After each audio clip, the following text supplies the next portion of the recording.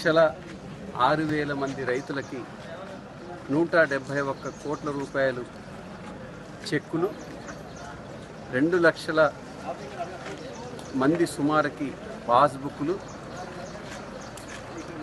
మనం ఇస్తూ ఉన్నాం.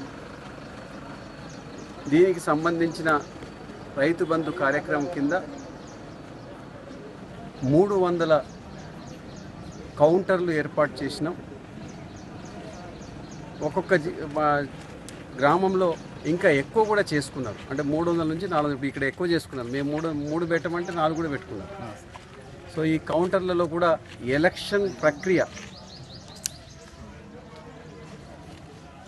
ప్రజలు ఓటేయటానికి ఎలా వస్తారో ఆ రోజు ఎలాంటి సౌకర్యాలు ఉన్నాయో ఆ సౌకర్యాల మాదిరిగానే అదే ఎలక్షన్ పద్ధతిలోనే ఈ రైతు బంధు చెక్కులు, పాస్బుక్లు కూడా ఇవ్వటానికి సకల సమగ్ర ఏర్పాట్లు చేయటం జరిగింది.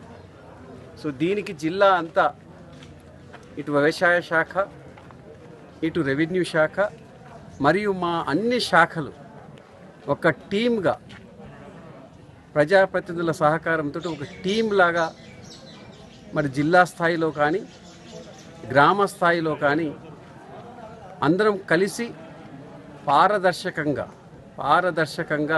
ఈ చెక్కులు, ఈ పాస్బుక్లు ప్రతి